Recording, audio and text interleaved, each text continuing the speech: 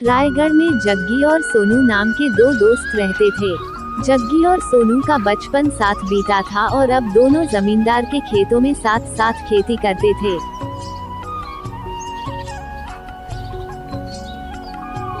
दोनों मित्र अपने अपने खेतों पर काम कर रहे थे, तभी उनका एक और मित्र गबरू भोजन लेकर आया और दोनों को आवाज लगाई। अरे भाइयों, जग्गी सोनू, अरे जल्दी आओ भैया, मैं तुम्हारे लिए भोजन ले आया हूँ। दोनों आ गए और खेत में ही जमीन पर बैठ गए। गबरू, तू भी बहुत मदद करता है। अरे भैया, मैं कछु ना करूँ। भैया, अब तुमने हमें सहारा दिए हो, अब हम इतना तो कर ही सके हैं। भैया, बाकी कछु और करने लायक तो है ना। अरे ऐसा नहीं है गबरू, तुम हमारे मित्र हो भाई। हाँ, लेकिन तुम हमारा सहारा भी हो, ये तो सच्ची है।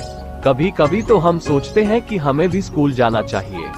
हाँ हाँ हाँ, हंस लो भैया, हंस लो। इसीलिए तो हम स्कूल से भाग आए, क्योंकि सब हमारी लंबाई पर हंस रहे। हाँ हाँ, चलो अब तीनों भोजन करते हैं। हाँ भैया, ये हुई ना बात। जग्गी, सोनू और गबरू तीनों भोजन करने लगे। गबरू दोनों को अपनी बातों से हंसा रहा था। सुनो यार, मुझे तबीयत ठीक नहीं लग रही है।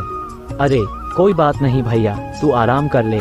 अरे नहीं यार, आराम कैसे कर सकता हूँ। अरे यार, आराम करके तुम हमसे कुछ कहा करो। हाँ गबरू, क्योंकि तू बहुत काम करता है ना।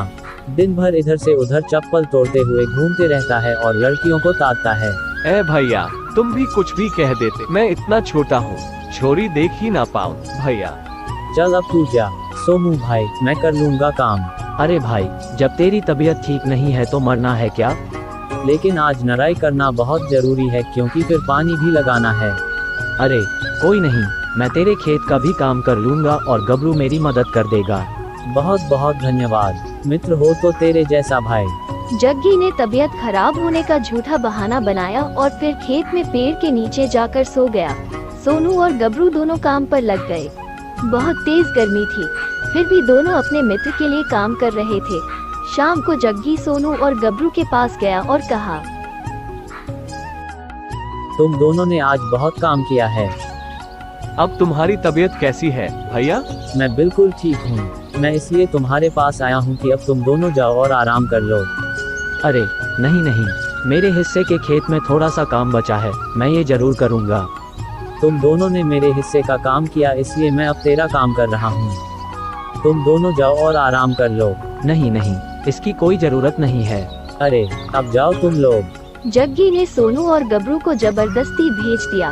दोनों पेड़ के नीचे जाकर सो गए। जग्गी अकेले बहुत खुश हो रहा था और मन ही मन सोच रहा था, अब आएगा ना मजा, जब जमींदार आएगा और ये दोनों सोते हुए मिलेंगे। वाह, मेरी तारीफ होगी और बहुत तारीफ होगी। जग्गी खेत में सिर्फ दिखाने के लिए काम करने लगा और थोड़ी देर में वहाँ जमींदार आ गया।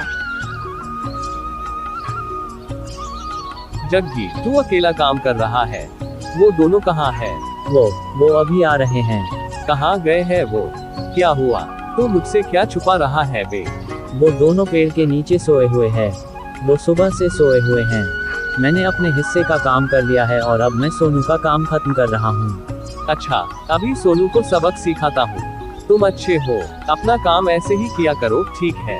जग्गी बहुत खुश हुआ, क्योंकि जग्गी ने अपनी गलती को सोनू के ऊपर डाल दिया था। सोनू सीधा साधा लड़का था। जमींदार ने सोनू और गबरू को जगाया। जमींदार साहब, आप क्यों बे काम चोरी कर रहे हो और मैं तुम्हें आकर पकड़ नहीं सकता क्या? जमींदार साहब, सोते हुए चोरी कैसे कर सकते हैं, बताइए? आप भी कुछ भी बोलते हो। माना कि हम कभी स्कूल नहीं गए, लेकिन हम सब समझते हैं। भैया, नींद से बाहर आओ, तुम्हें आज एक पैसा नहीं मिलेगा और अगर आगे से ऐसा कोई काम किया तो मैं तुम्हें काम से निकाल दूंगा। तुम्हारे मित्र जग्गी को आज दोहरी दिहाड़ी मिलेगी, क्योंकि उसने सारा काम किया है। ये क्या हुआ? मैं कुछ समझा नहीं। लेकिन मैं समझ गया हूँ भैया। क्या?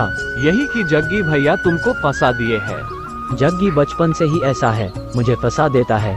मैं हर बार सोचता हूँ कि अब इसके चंगुल में नहीं आऊंगा, लेकिन मैं फिर दोबारा इसकी बातों में आ ही जाता हूँ। हाँ, लेकिन आगे से नहीं आएगा। अब देखो, जग्गी भैया इधर ही आ रहे हैं। चलो अब घर चलते हैं। क्या हुआ, मुझसे बात नहीं करोगे? वैसे मैं बता दूं कि मैंने कुछ नहीं किया है। तीनों घर वापस चले गए।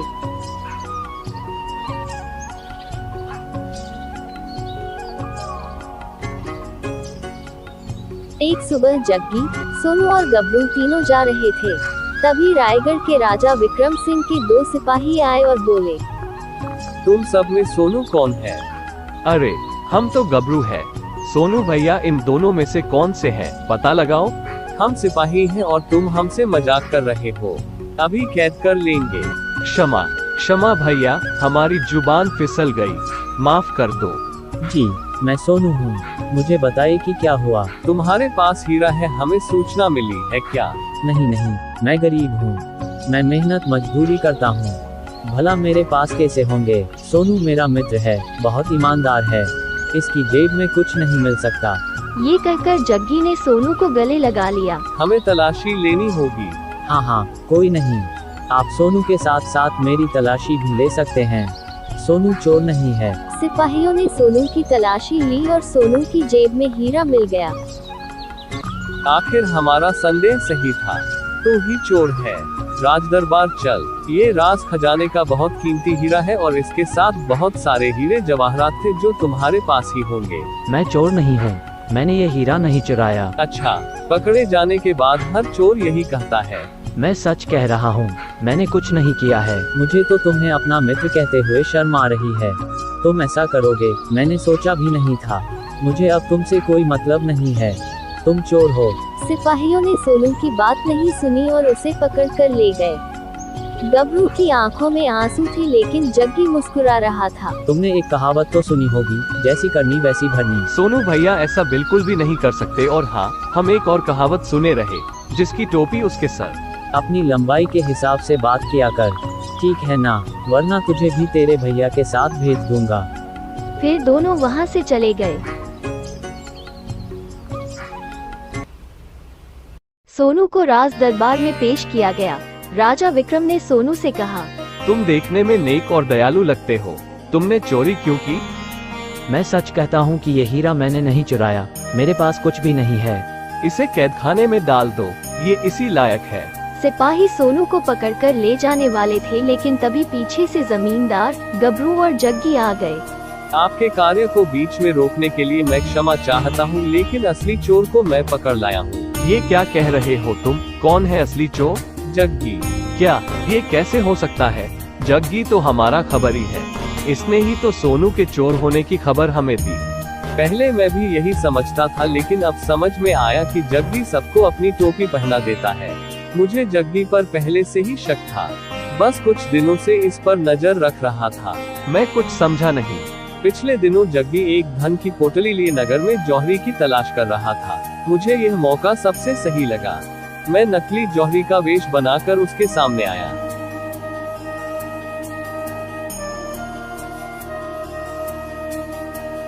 अरे बरखुरदार, इतनी हड़बड़ी में कहाँ भागे जा रहे हो? श्रीमान, अभी मैं जल्दी में हूँ, नगर में किसी जौहरी की तलाश में जा रहा हूँ। मुझे कुछ धन बेचना है। अगर तुमको कोई आपत्ति ना हो तो मैं खरीद सकता हूँ तुम्हारा धन। अरे बाप रे, इतना सारा धन तुम्हारे पास ये सब कैसे आया? तुम आम खाओ, गुठली मत गिनो। लेना है तो लो, वरना मैं चला। तभी वहाँ गबरू आ गया और जमींदार अपने असली रूप में जग्गी के सामने आ गया, जिसे देख जग्गी घबरा गया। अरे जमींदार साहब, आप क्यों भंडाफोड़ हो गया ना? मुझे तुमसे ये उम्मीद नहीं थी, लेकिन अब तुम्हें इसकी सजा तो राजा साहब ही देंगे। फिर जमींदार और गबरू जग्गी को पकड़कर महल की तरफ चल दिया। अच्छा, मुझे अब समझ आया। मैंने को सोनू को छोड़ दो और इस दुष्ट को कैदखाने में डाल दो। महाराज क्षमा, मुझे माफ कर दीजिए, मुझसे भूल हो गई। उसी की सजा है ये, ले जाओ इसे यहाँ से। सोनू को छोड़ दिया गया। राजा ने सोनू को बहुत सारा धन दिया और उसे राज दरबार में काम भी दिया।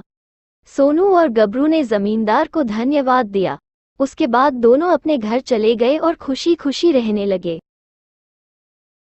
वीडियो अच्छी लगी हो तो वीडियो को लाइक, शेयर, कमेंट और सब्सक्राइब कर देना और हमारी साथ जुड़े रहने के लिए बेल आइकॉन जरूर दबाना। धन्यवाद।